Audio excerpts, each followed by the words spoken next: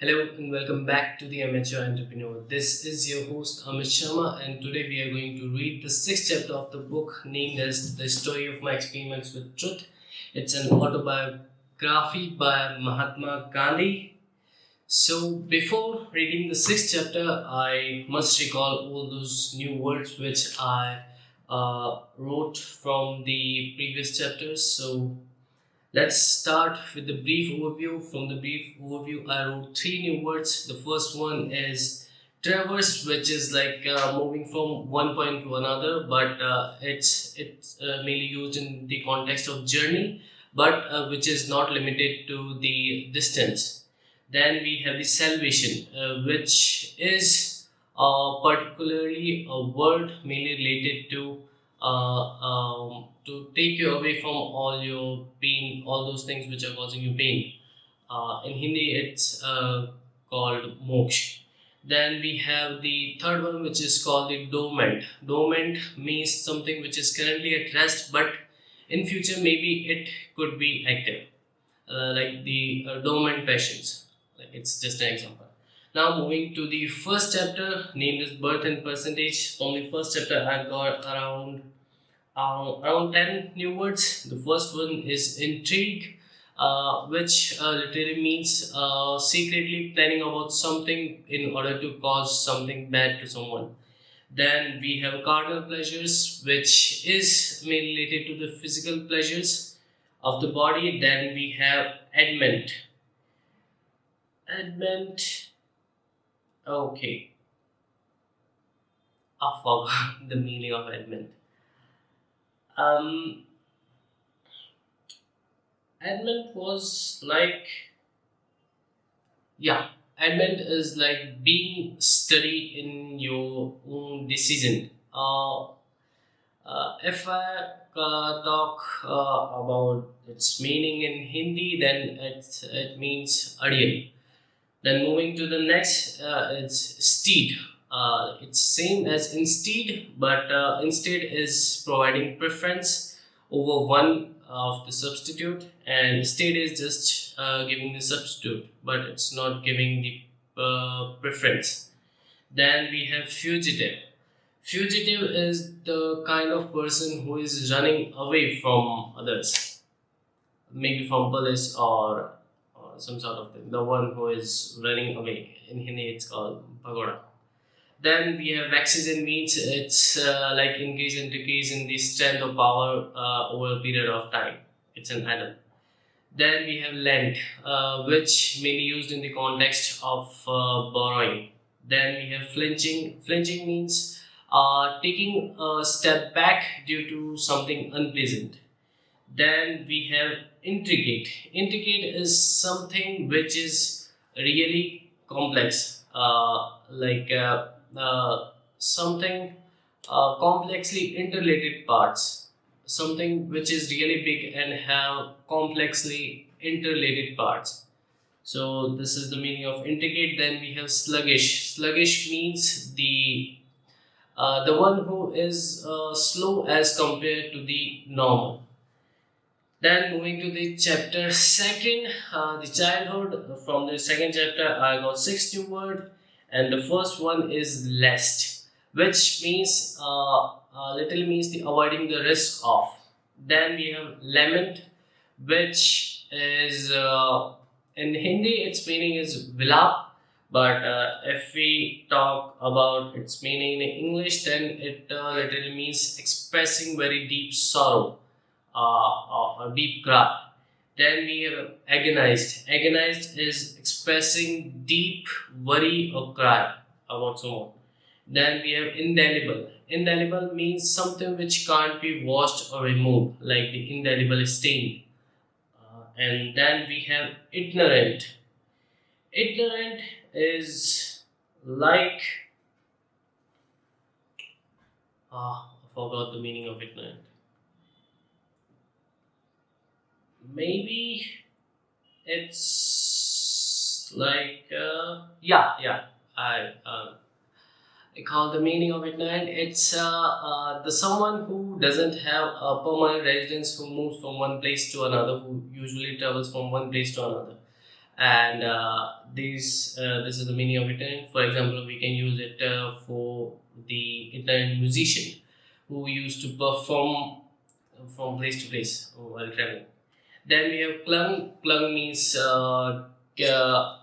tightly holding on something. Now moving to the third chapter, child marriage, and from the child marriage, I again got 60 words. First one is preposterous, which means silly. Maybe the meaning of preposterous is silly.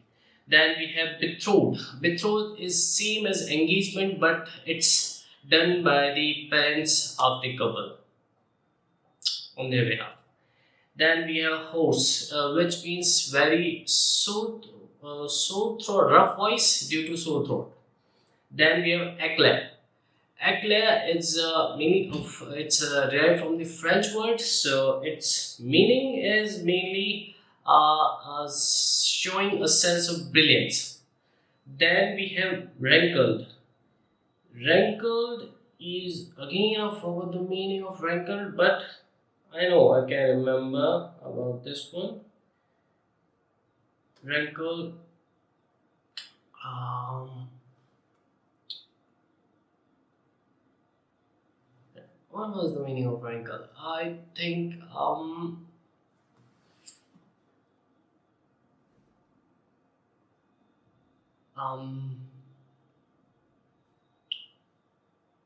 wrinkled. Should I cheat? should I see the meaning of wrinkled, or should I uh, focus on my mind to recall the meaning of wrinkled? And I think it would be who's in the channel manager.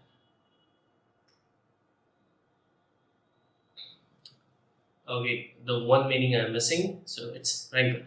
Then we have hurled. Hurled means like throwing something with in the air with great force uh, in order to create a damage. Now moving to the fourth chapter named as playing the husband, and there I got the first word which is tenacious, which means uh, being steady in one's own season. Being confident or determined. In Hindi, it's called drid. Now, moving to the next one, it's fidelity, which means it's faithful. It's a quality of being faithful. Then we have brook, which means a small stream of something, like a stream of water, small stream of water. Then we have willless. It's a kind of person who can't who is really very honest and who don't know how to trick or mislead people. And then we have reticent. Reticent is like mm, it's like not talking about something, like someday not talking about something particularly. Then we have spurred. Spurred means like encouraging someone to for the development of something in order to finish that development fastly. Then we have devouring. Devouring is like doing something quickly and finishing it. Then we have appetite, which means a really strong desire. Now moving to the fifth chapter at the high school, and from the fifth chapter I got 5 new words, and the first one is dunce. Dunce means stupid, and the second is blemish. Blemish is like small dots, like on my face I have some blemishes maybe, yeah. And then we have aloofness. Aloofness is like for a particular period of time not talking to someone, like keeping yourself away from someone. Then we have anguish, which is like severe pain, uh, causing severe pain. Then we have vernacular. Vernacular is the another word for the mother tongue. The meaning of vernacular is mainly Matrabhasha. So these were the words which I memorized from the previous chapters, and I must say I forgot one word which is known as rankled, and I must see the meaning of rankled. So the meaning of rankled, I must Google that thing. So just give me a second. Here we are. Wrinkle meaning is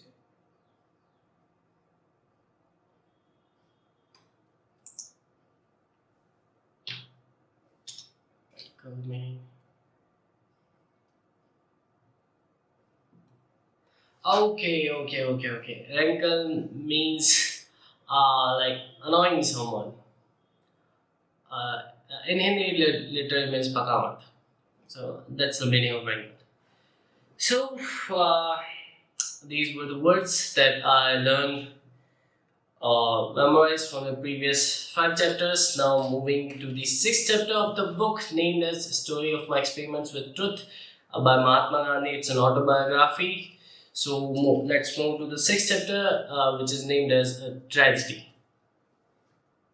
Amongst my few friends at the high school, I had at different times two who might be called intimate. One of these friendships did not last long, though I never forsook my friend. Forsook is like leaving someone. He forsook me because I made friends with the other. This latter friendship I regard as a tragedy in my life. It lasted long. I formed it in the spirit of a reformer. This companion was originally my elder brother's friend. Okay. They were classmates. I knew his weaknesses, but I regarded him as a faithful friend. My mother, my eldest brother, and my wife warned me that I was in a bad company. I was too proud to heed my wife's warning.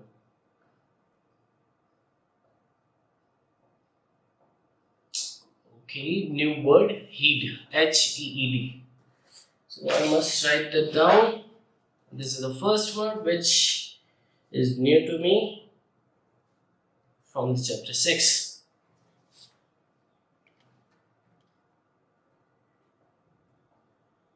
But I dared not go against the opinion of my mother and my eldest brother. Nevertheless, I pleaded with them, saying, I know he has the weaknesses you attribute to him, but you do not know his virtues. He cannot lead me astray, as my association with him is mean to reform him. Okay, so he became friend with his eldest brother's friend, and he was not a good guy, but he think that he could reform him, he could change him, and that's the biggest mistake I think many people makes. Even though I do make, like I can change someone, but in the end you can't change anyone. Only you can change yourself. So that's my view. Let's see what this strategy leads Gandhiji to. Where this strategy leads Gandhiji. For I am sure that if he reforms his way, he will be a splendid man. Splendid means very good or impressive. I beg you not to be anxious on my account. I do not think this satisfied them, but they accepted my explanation and let me go my way. I have seen since that I had calculated wrongly. So, a reformer cannot afford to have close intimacy with him who seeks to reform. Okay, so it's really a big statement. If literally you want to reform something, then you shouldn't be feel connected with him or her. Like, if you literally want to reform him or her, like if you are like, if you're reforming something, it's going to cause pain to him or her. And if you are getting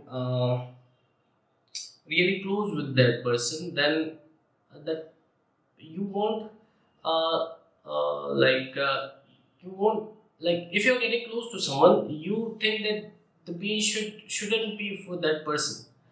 You always try to remove the part of the life which causing the pain, but the pain is the thing which improves someone. So in order to do so, if you really want to reform someone, just don't become close to them, just behave like doctors. Doctors, no, if they have to perform an operation on you, they will not try to be really close with you, because this will make them vulnerable. So, as Gandhiji also said, that a reformer cannot afford to have close intimacy with him who seeks to reform. So, I totally agree with this statement. True friendship is an identity of souls rarely to be found in this world. Yeah. Only between like natures can friendship be altogether worthy and enduring. Friends react on one another. Hence, in friendship, there is very little scope for reform. Yeah, friendship is not about reform. If you are doing a friendship, you can't reform anyone. Not your friend reform you, and nor you do have to reform your friend, because it's not possible. I am of opinion that all exclusive intimacies are to be avoided, for men take in vice far more readily than virtue, and he who would be friend with God must remain alone and make the whole world his friend. Okay, the one who make friend with alone, he will be alone, but in the end, he won't be alone. The God will always be there for him. Like, for what it could look like that he's alone, he's lonely, but he's not, because God is always there. He can talk to him, and they can have conversations, uh, or he can be friend with the whole world, because there's no one who is enemy of God. Even the bad people are also God's men, I think, because have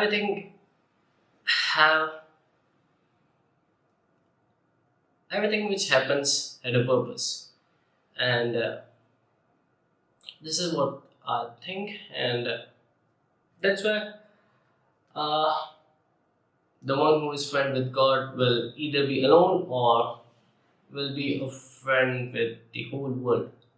It's like he won't get close to anyone. Uh, for him, everyone is his friend. No one is his enemy. I may be wrong, but my effort to cultivate an intimate friendship proved a failure. Good. A wave of reform was sweeping over Rajkot at the time when I first came across this friend. He informed me that many of our teachers were secretly taking meat and wine. He also named many well known people of Rajkot as belonging to the same company. They were also, I was told, some high school boys among them. I was surprised and pained. I asked my friend the reason, and he explained it thus: we are a weak people because we do not eat meat. The English are able to rule over us because they are meat eaters. You know how hardy I am and how great a runner too. It is because I am a meat eater. Meat eaters do not have boils or tumors, and even if they sometimes happens to have any, these heals quickly. Our teachers and other distinguished people who eat meat are no fools. They know its virtue.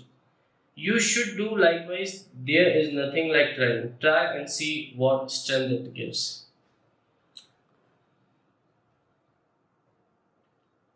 Fully Ramesh. All these plea on behalf of meat eating were not advanced at the single sitting. They represent the substance of a long and elaborate argument which my friend was trying to impress upon me from time to time. My elder brother had already fallen. He therefore supported my friend's argument. I certainly looked feeble boiled, no, feeble bodied by the side of my brother and his friend. They were both hardier, physically stronger, and more daring. This friend's exploits cast a spell over me. He could run long distances and extraordinarily fast.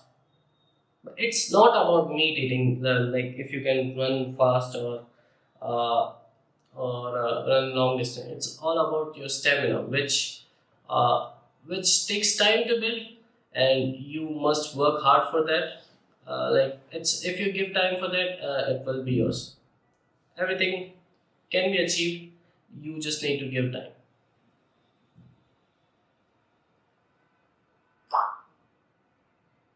He was adept in high and long jumping.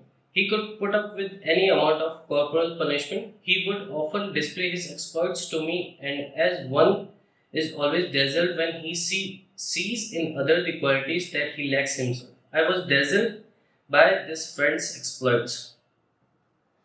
Dazzled. I think the meaning of dazzled is impressed, or maybe it's like prabhavit. I think I should write this word.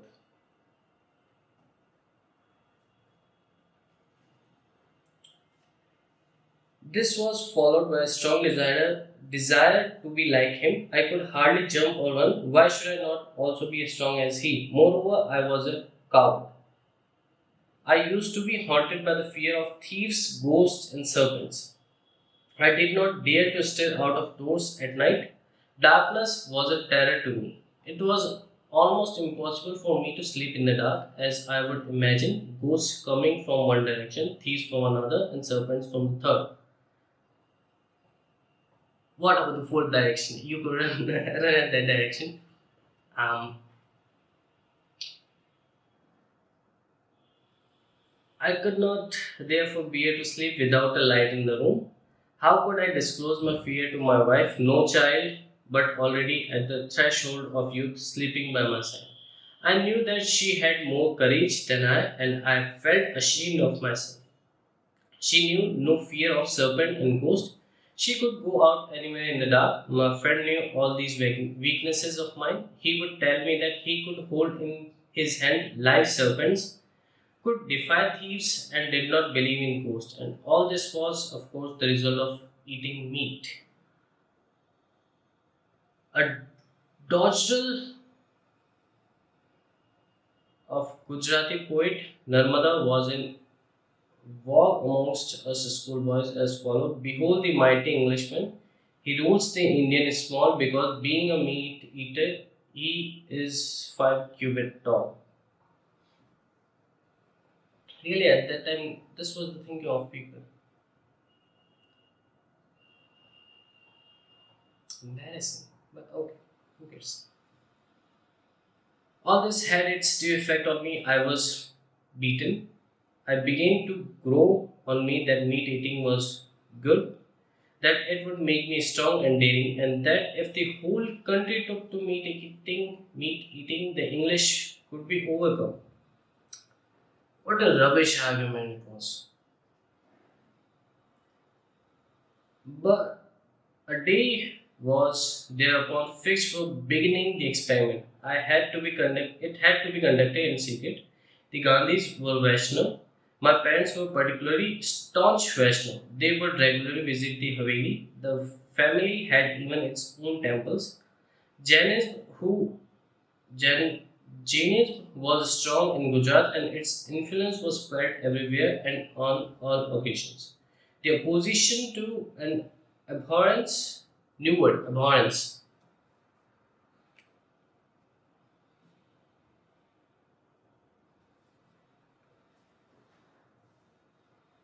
which means strongly disgusting. of meat eating that existed in Gujarat among the Jains and Vaishnavas were to be seen nowhere else in India or outside in such strength. These were the traditions in which I was born and bred. Bred, another new word.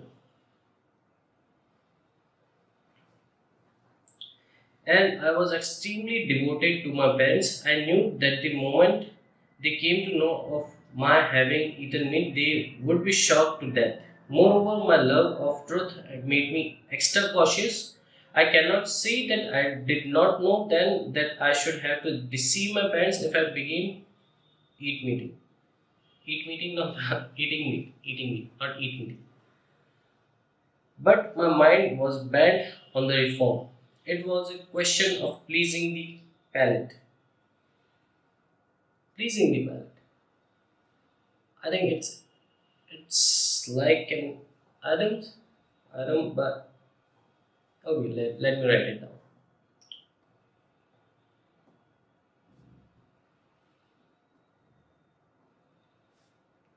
I did not know that it had a particularly good relish. Relish means enjoy something. Like I don't know. I work on it.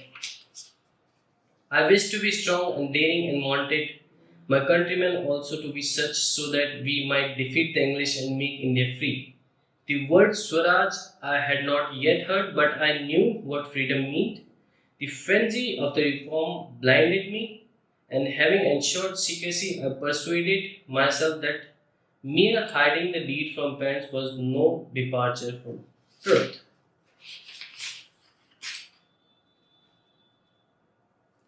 Okay, so that was the end of the chapter 6, the tragedy, and from chapter 6, I got another 6 new words. And the chapter 7 is again the continuation of chapter 6, but we are going to cover this tomorrow. So, right now, I got 6 new words named as heat, desert, abhorrence, bread, pleasing the palate, relish. So these are the 60 words, and if now the final thoughts on this chapter 6. If I try to recall this chapter, then Gandhiji started it by telling about his friendship. So he had 2 friends, but one forsook him because Gandhiji made friendship with others. Like in childhood, we usually do that sort of thing. Like maybe like kachi pakki. Don't know. I don't remember now. Okay, so one friend forsook him, and the another one which was friend with Gandhiji was became a tragedy to him because Gandhiji tried to reform him even though he had some really uh, bad habits, I could say, bad habits. And Gandhi thought that he could reform him. And but if you want to reform someone, then you shouldn't be too close to that person. So that became a problem, and instead of reforming his friend, the friend uh, corrupted Gandhiji's intelligence, I could say.